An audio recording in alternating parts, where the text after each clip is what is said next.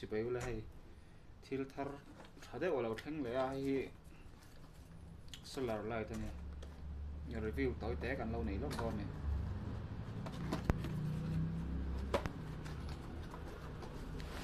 ai này tắc chú nó chậm hồi cần perfect phải tao này à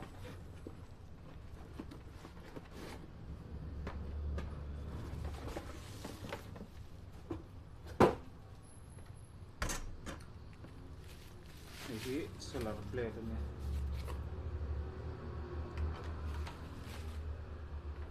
chuanin helai hian bulb pathum a chhawma chuanin helai hian cable phone charge theina chhawm bawk ani chuan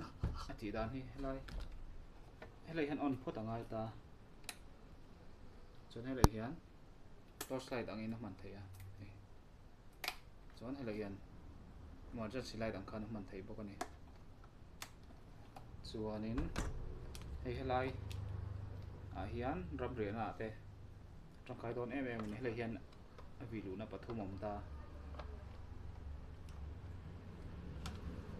helai hian on off na hian hi a pathum hian in a vilu vek thei ni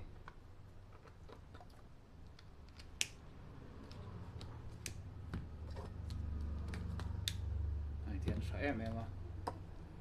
chuanin helai hian phone charge thei boka a that le na em chu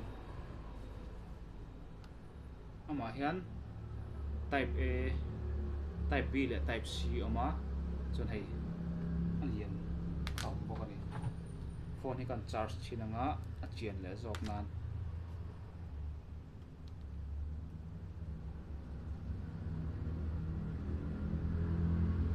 kan phone hi charge thei ni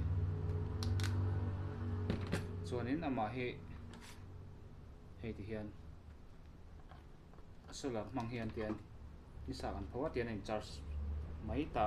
lei hianin chuanin hi lo chiat pal hlau point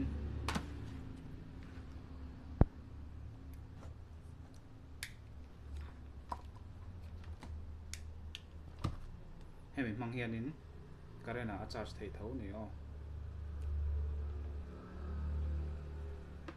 helai hian thing kan vit lu tanga karena tikan charge